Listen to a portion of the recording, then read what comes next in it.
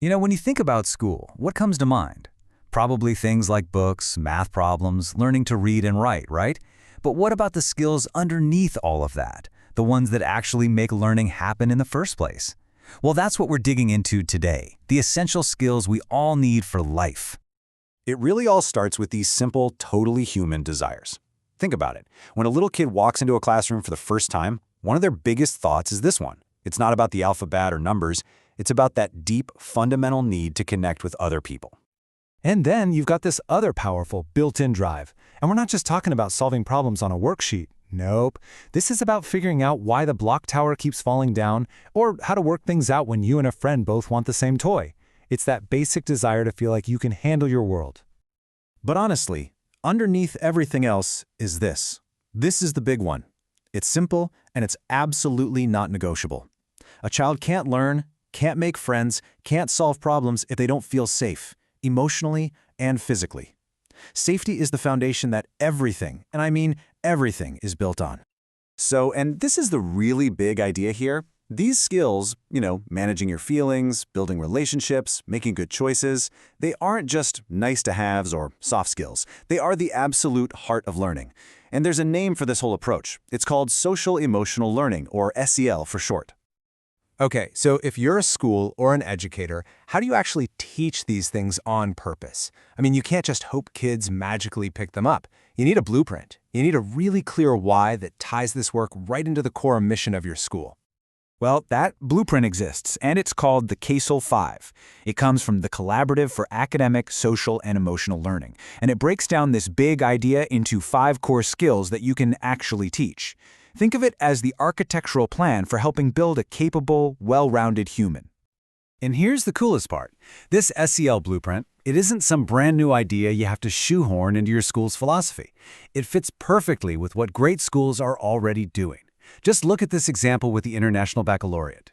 What CASEL calls social awareness aligns perfectly with the IB's goal of being caring and open-minded. It's a natural fit. This quote just nails it. SEL isn't another thing to add to a teacher's already packed schedule. It is the schedule. It gives everyone the actual practical tools to make that big, inspiring mission statement you see on the school wall actually come true. So, we have our why, right? The blueprint. But now let's talk about the what. What's in the toolbox? What do teachers actually use day to day to build these skills? Well, that's where a program like Second Step comes in. And listen, this isn't some small niche program we're talking about. The scale here is massive. Second Step is used in over 45,000 schools, reaching 20 million kids around the world.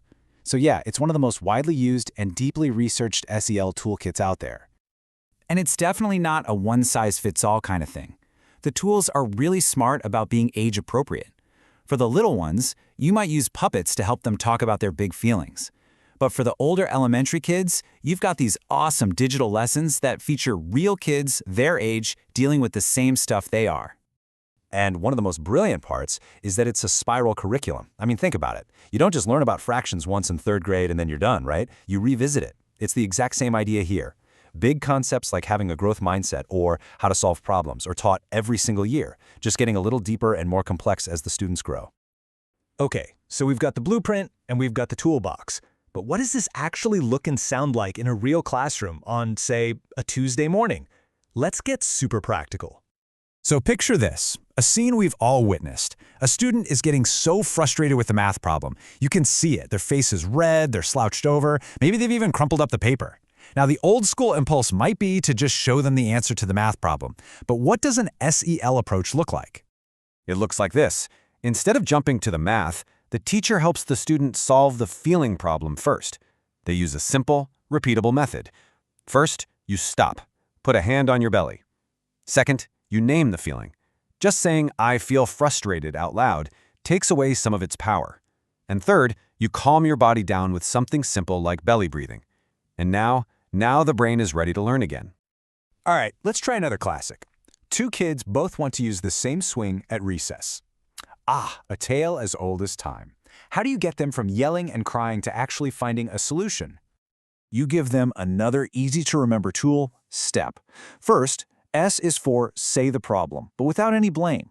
So it's not, "he took the swing from me." It's, "we both want to use the swing." T is for think, of solutions. Any solutions, even silly ones. E is for explore the consequences. What would happen with each idea? And P is for pick the best solution that works for everyone. You're literally teaching them how to be responsible decision makers right there in the moment. Okay, so let's zoom out and bring this all together.